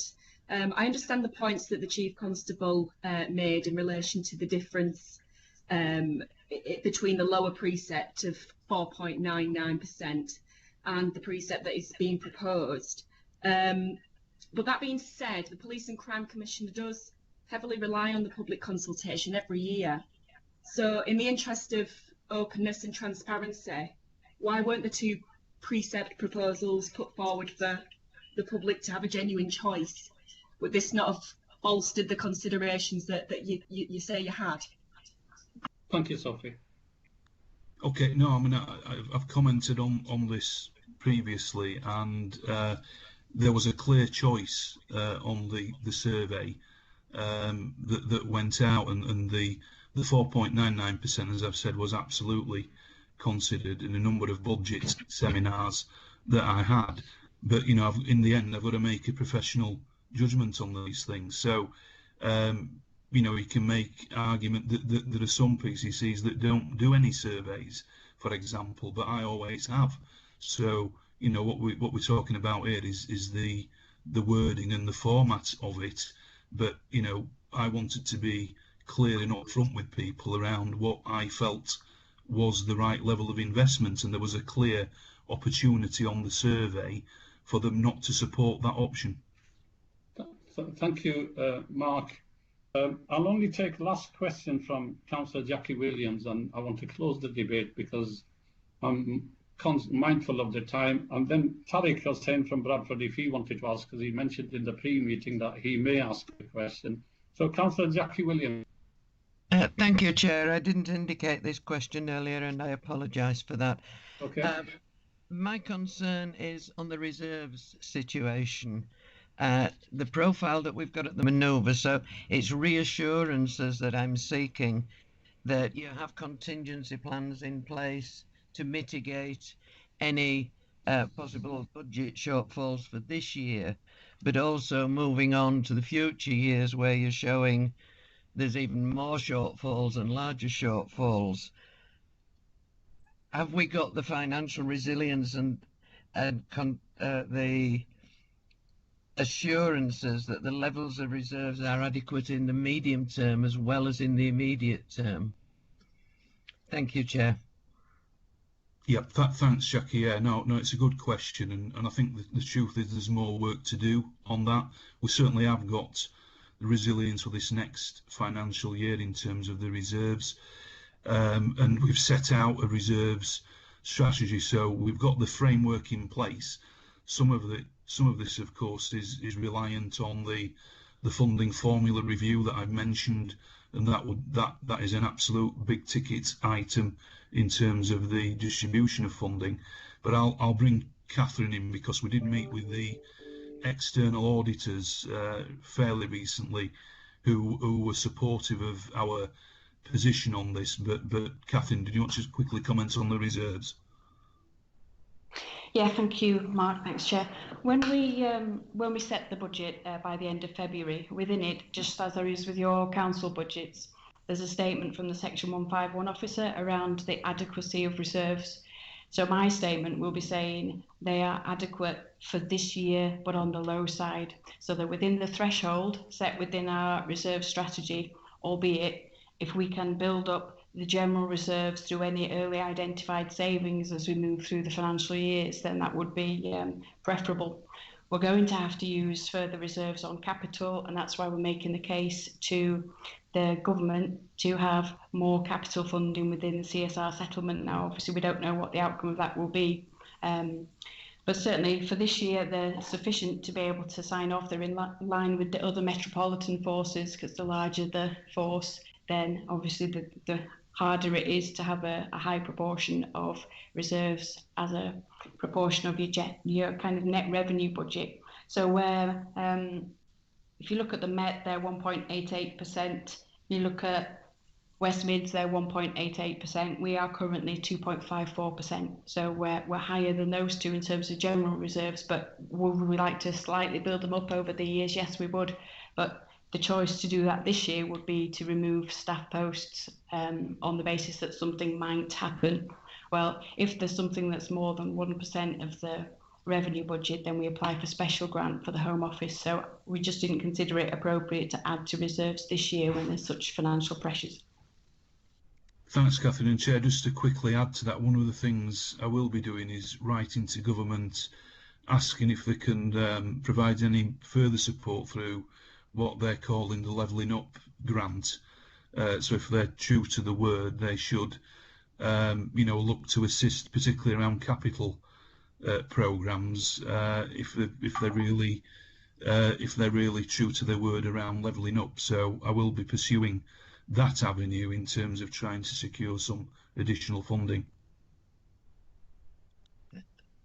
thank you, Mark. As I say, my concern is, okay, we're looking at this year's budget, but we do need to consider the future.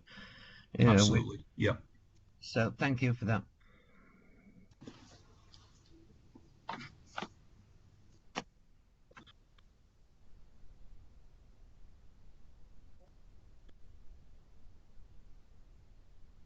I think you're on mute, Chair.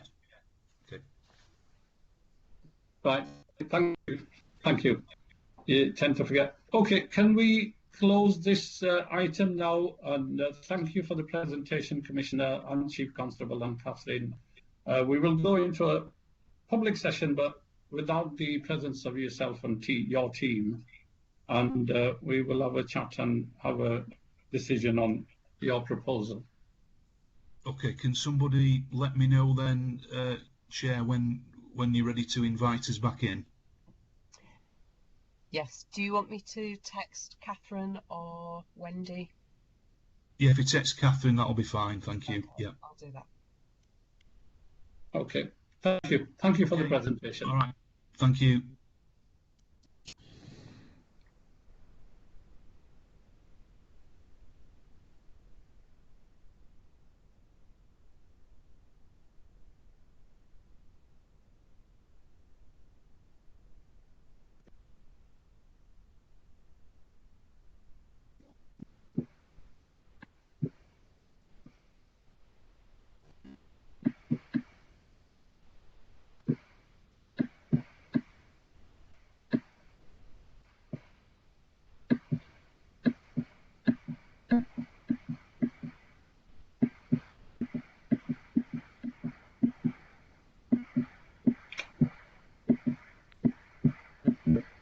I think the Commissioner's team and the staff and Chief Constable have left, so that leaves just the panel members and the support officers. So now we can, obviously we'll need a vote because some colleagues have mentioned that they want to leave at 12 o'clock. So any comments from panel members before we go to the vote?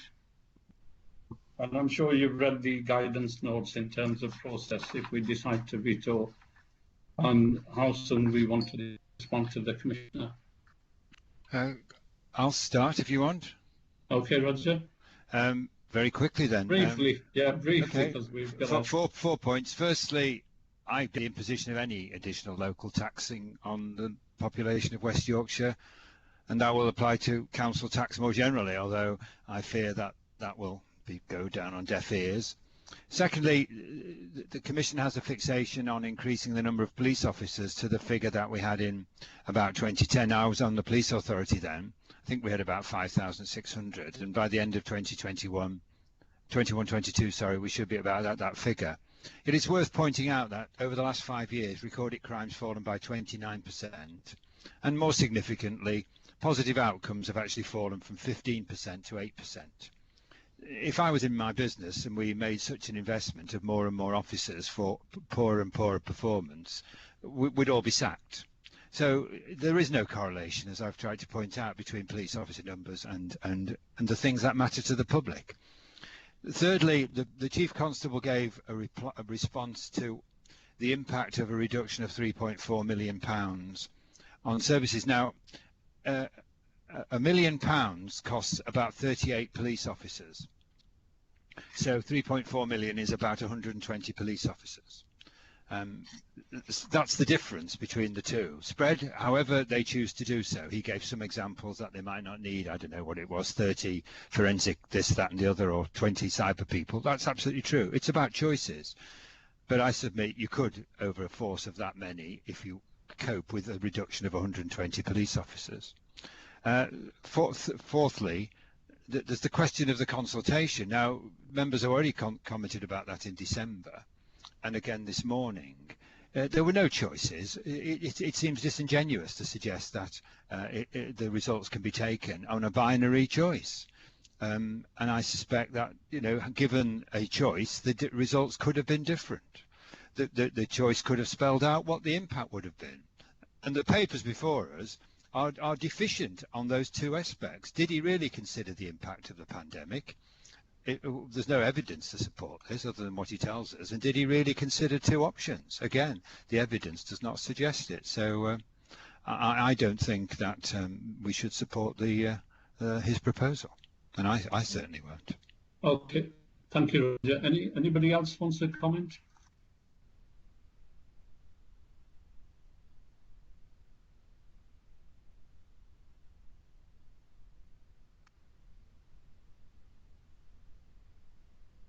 Shall we move to the vote, Chair? Thank you. I was just ensuring that I don't miss anybody and make sure everybody has an opportunity to make their points. And silence means that to move on to the vote. Well, I'm amazed that nobody wants to comment. I'm absolutely amazed. I cannot believe it. Okay. Can I just say something there? Roger, I think we all have his own perceptions, and I think some of us made our comments within the meeting, actually. So I think we're well within our right to respond personally to what, as Mark and the Chief Officer and others have said. So, and I'm sure we've all come to his judgment like you have. So I think it's about respecting each other's views on that and how we choose to make those views, Roger. Okay, Sam, can we move on to the vote now, and how do you want to proceed? Okay then, so as we have done in the past, there's been an online vote. This vote is recorded and it will go into the Precept report as well. I'll call everyone out on the panel alphabetically, and if you can unmute and then obviously mute again afterwards, and if you can state clearly whether you agree, veto, or you want to abstain. And then I shall summarise, do a little count up, and we will see what the result is at that point. Is that okay with everybody? Yeah. Yes. Okay. Fine. Okay. Yeah. So we'll move to the vote then. So it's first of all it's Councillor Masood Ahmed.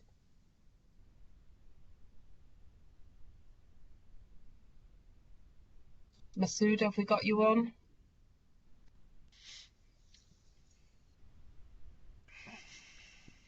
I guess we can give members a second opportunity if you move on, because in case somebody is having, because it's a virtual meeting and we could face technical issues.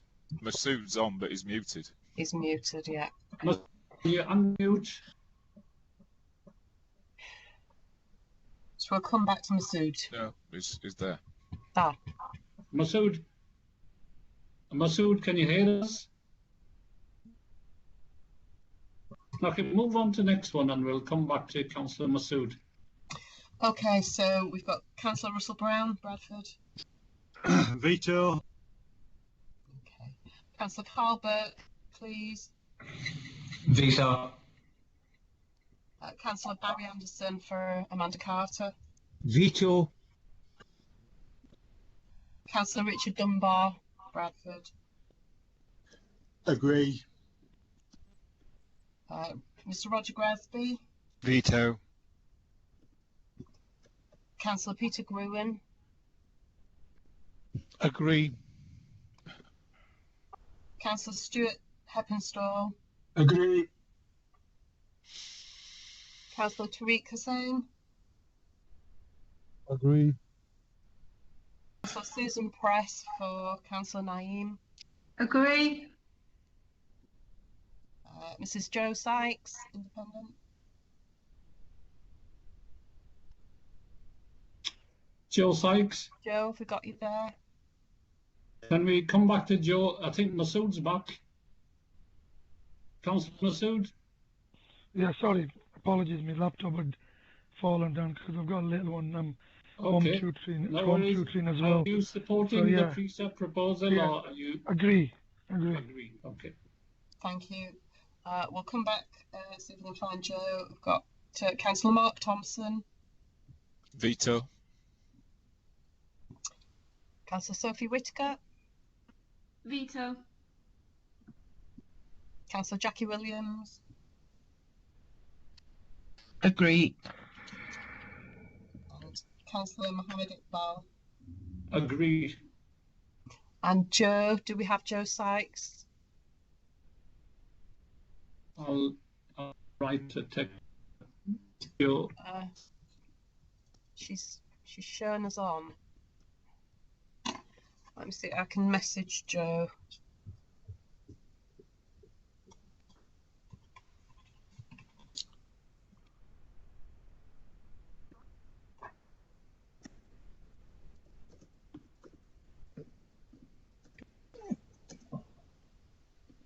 She's on but muted. Yeah, I'm direct messaging her, but I'm not getting. So can you unmute and type in your vote or say whether you agree or veto?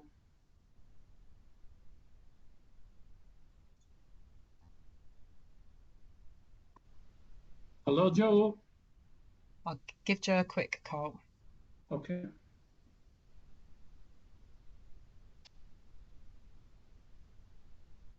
I think by the look of it, she's lost the connection.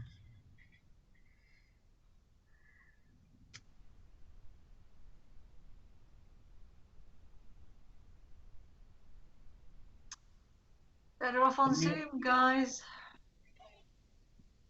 I can put you on loudspeaker so everyone can hear. Just Hi, Joe.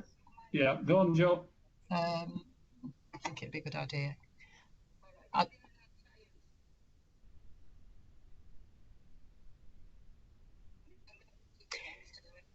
If I put you on loud, Joe's gone. She's trying to get back on.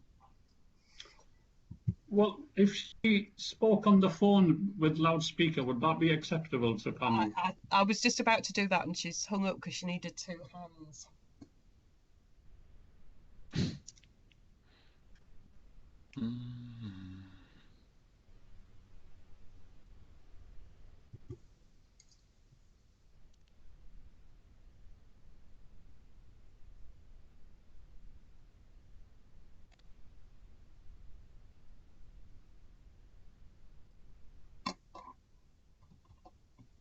I'm trying to ring Jo as well.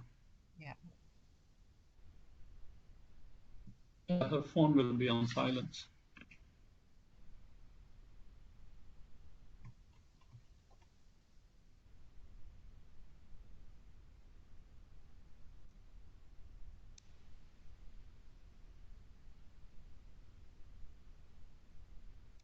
Sam, can you count up the She's numbers? back in. Can anybody She's hear back me? in the room. Yeah, hi Joe, welcome back. We hear you now.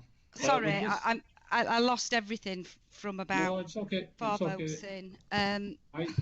So in terms of my vote, veto. Thank you. Okay, thank you. I've no idea what impact that makes because I missed everybody's votes.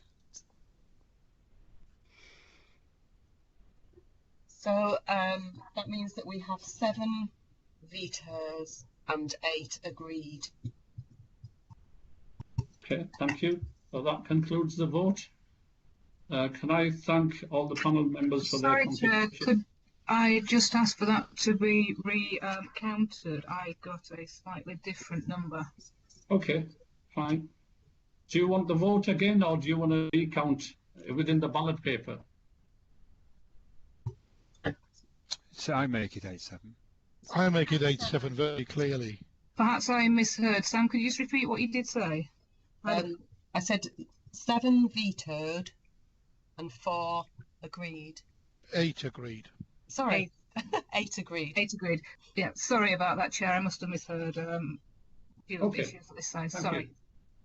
So can I thank all panel members for taking part in today's very important Precept meeting of their contributions. Whichever way, we respect everybody's contributions, and it is for the best of West Yorkshire without any personal interest or anything. So we all want best in terms of community safety, and everybody's entitled to their own opinion. So thank you very much for the debate. Do call Commissioner's team in now?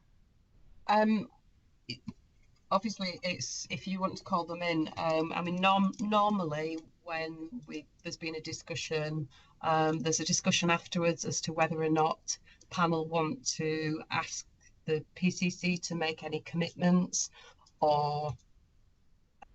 Oh, by all means, yes. Let's go through. Sorry if I've skipped any procedures. It's obviously a matter for panel, but that is an option. I think. Okay, colleagues, anybody with any proposals or amendments? Chair, it's quite a minor one in the scheme of things, but I think we absolutely need some commitment. I know it feels almost pointless because we'll be in a different position next year, but around the consultation and the questionnaire that goes out to the public, I think Councillor Whitaker made some very appropriate points around transparency, you know, and some kind of commitment around that and around the. I appreciate they were under tight timescales to consult, but we could have had an opportunity before that time to look at varying options. Yeah, no, a very valid point. I think the timescale was too tight. The questions were very limited, very narrow, and there is definitely room for improvement. So, yeah. Chair, I want a commitment about recruitment. Yeah. Particularly the community that we serve. Yeah, I think that's the question I could have wanted to ask, but I didn't. I was conscious of time. Perhaps you can ask him. I was going to ask him that question, but I think I was conscious. Most of my questions were asked, and I got the feedback, but I wanted to ask that question, but I think the time was enough. Yeah, I think you could ask him how many big are recruited, and what's the total plan of numbers he wants to recruit, or the force to recruit. Yeah. From I suppose by the time this 2010. gets off, so I might get off if you want to ask that question on my behalf. Okay, I'll say it's your question. Okay, anybody else? I think if I may say, and again, if you would ask it for me, a commitment was given by Catherine that any savings identified would be used to build up the reserves. And I think that's a really important point to embed in his thinking. Yeah, I would second that, Chair, along with, I think, the assurances for future reserves. We need some commitment on that, this subject will be at the forefront of their considerations. Oh, any other members have to leave early?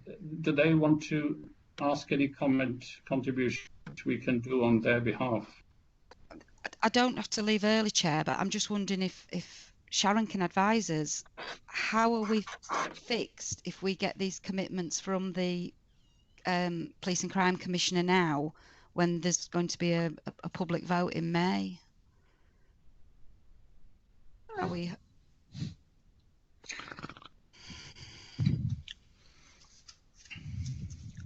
Sam, the short answer is at this point in time, the implications of May are not widely known in terms of what will happen. The better approach would be to seek the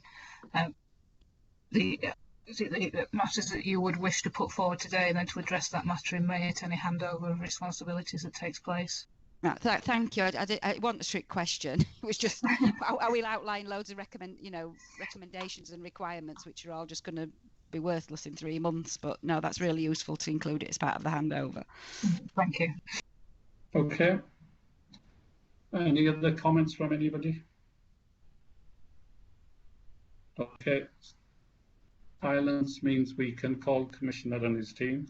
Okay, so can I just reiterate then? So you've really talked about 3 commitments there. One about Ben recruitment. Yes. Is that worth phrasing it into a little bit more about his a prioritisation of increased investment in neighbourhood policing, and ensuring that they're representative of the community? Yeah. And a commitment about how he's going to build up reserves and presumably coming back and reporting on that. Yeah. And then also something around a commitment on public consultation at an earlier point. Okay, yeah. Chair, as part of the first commitment we're asking for regarding recruitment, could we also add something in there regarding PCSOs and retaining the number at is it 566 that he's committed to? because I think that is one of the things in neighbourhood policing that I find in my area people do tend to take note of, and I'd hate to see a reduction. Okay, Jackie, perhaps you could cover that question and include force representing the communities as well, and on the PCSOs. So you'll cover that question. Joe will cover the survey, and Councillor Gruen comment. If Councillor Gruen is not here, I can cover that. Okay? Do you think in terms of time, it might just be easier if you say that the panel have agreed with it with these requirements? Yeah, okay, fine. Sorry, can I just come in there? Is it worth just outlining what they are? These are the things that we panel would like to see him commit to, and obviously then we're going to be writing to him, but we will have to do that today. And I'm happy to do that or share it. Yeah, that's okay.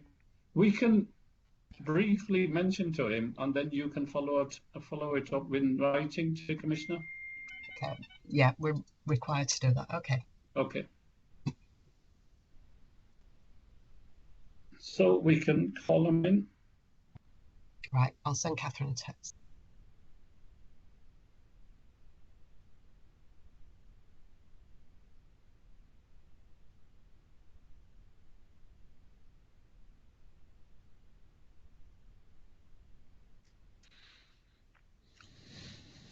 Yeah, may I be excused then? Okay, Tariq, yeah, thank you. Thank you.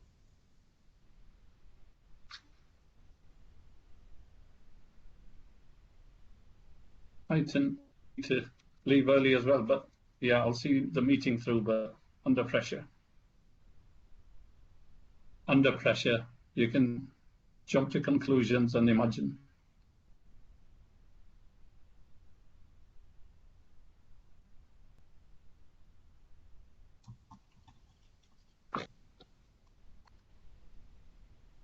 Councillor Anderson had to go as well, Barry Anderson.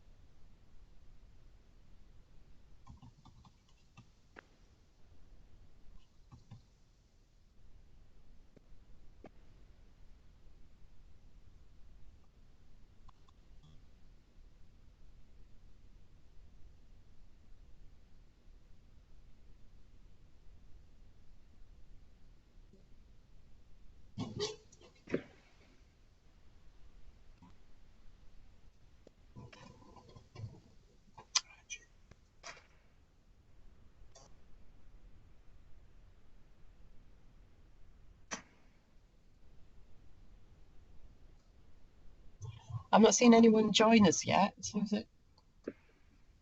No.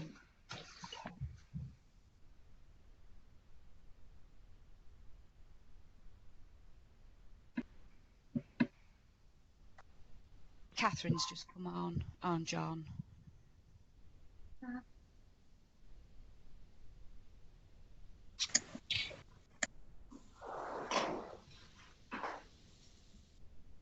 Yeah, Mark's on as well. So I guess we can start now. Catherine's here, Commissioner's here, and Chief Constable's here.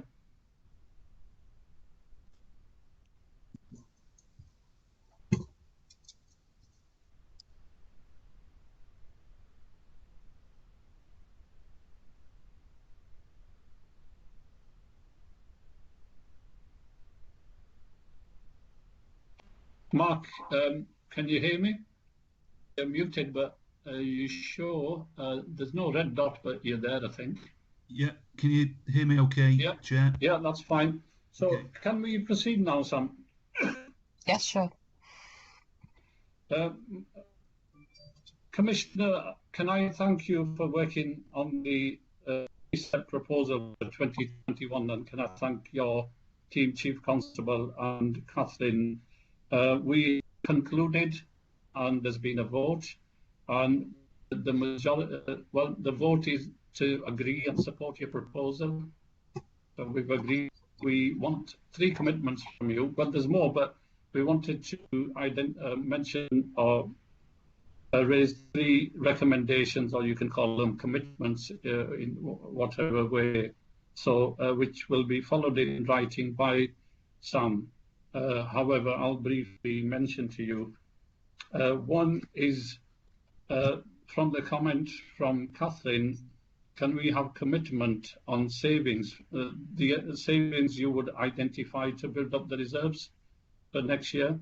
So we need a commitment that if you do identify any savings, if you could add them to the reserves. So that would be followed up in writing. That's the first recommendation. The second one is the public consultation done in December. I know it was beyond your control for the timing and short window of opportunity for public to respond, but the panel feels that the questionnaire was very limited, needs to be more broad, and there needs to be consultation with the panel as well in terms of the questionnaire. So that's one of the recommendations, the second recommendation. And the third one is there has been, somebody wanted to ask a question on how many, from the total numbers of police officers you want to recruit, how many will be from BAME community to reflect the communities, and also your commitment to invest more into neighbourhood policing and PCSOs.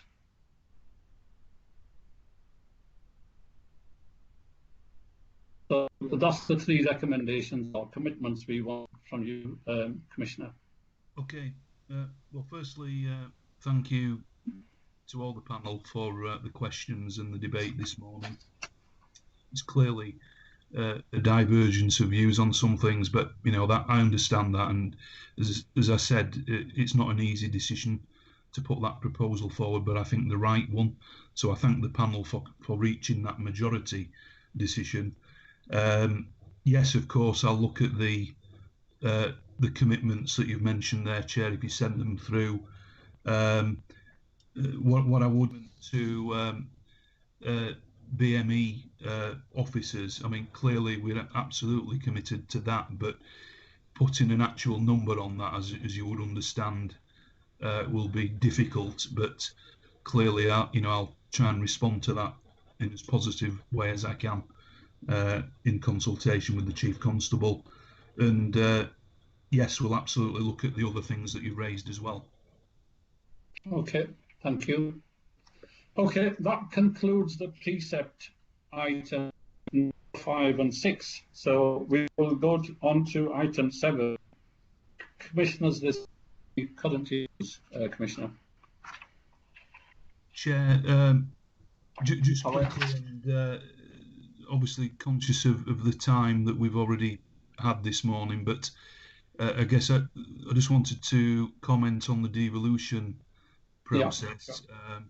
There was a significant milestone that went through Parliament that you might be aware of, where the bill for devolution for West Yorkshire completed its final stage. So we will now be entering into formal TUPE consultations with staff around the transfer over to the mayoral combined authority.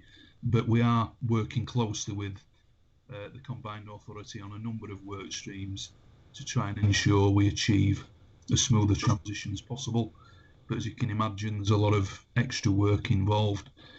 And then finally, I just want to say thanks to West Yorkshire Police and the Chief around the latest crime stats that came out earlier this week, which showed good reductions in a number of key crime areas, albeit we know COVID has obviously impacted throughout that period, but it's continued on the downward trend that started before COVID. So that's encouraging, and we're certainly heading in the right direction. but we know there's challenges ahead and there's always more to do. And just to say, a big thanks to all everybody in West Yorkshire Police for how they've worked so hard throughout the whole pandemic and the incidents and things that they're having to confront on a daily basis on all our behalves, and sometimes having to put themselves in harm's way around people that are potentially affected with COVID. And I think it's only right that we put that on record and say thanks to them for all the work that they've done throughout that period. Thanks, Chair.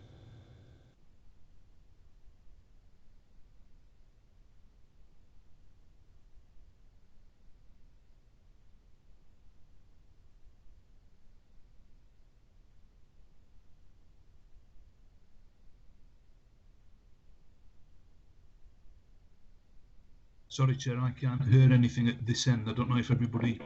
I couldn't hear anything either. I thought it was me. Okay. Items. Anything else you want to respond to as your response to Taxpayers, Commissioner? No. I think, as you said at the outset, I've had a difficult night, Mohammed, and I've got a call to make that I need to take as soon as I can, please. Okay, thank you. So, is that okay with panel members, or do you raise any point on current affairs, current issues before we move on? Yeah, I'm going to have to go in a couple of minutes because obviously I didn't have this in my calendar. No, okay.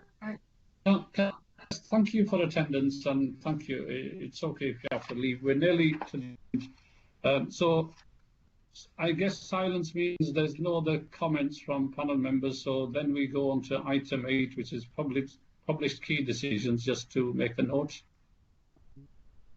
Panel to note. Agreed action logs. Sam has had a meeting with the Commissioner's Office staff. Some items to follow up. So pass the time.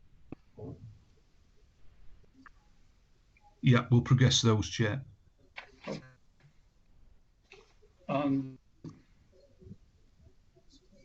Okay, can we move on to item 10 now? Agenda? Yeah, the forward agenda plan's been updated, and that's really to note at this stage. Thank you, Sam. And any complaints? There's no recorded complaints. We do need to call a meeting of the complaints sub-panel, and I need some volunteers, but I can do that out of this meeting. Okay, thank you, Sam. Any other business? Just a quick one, Chair. Stuart, yeah. I have on my screen here, just a minute.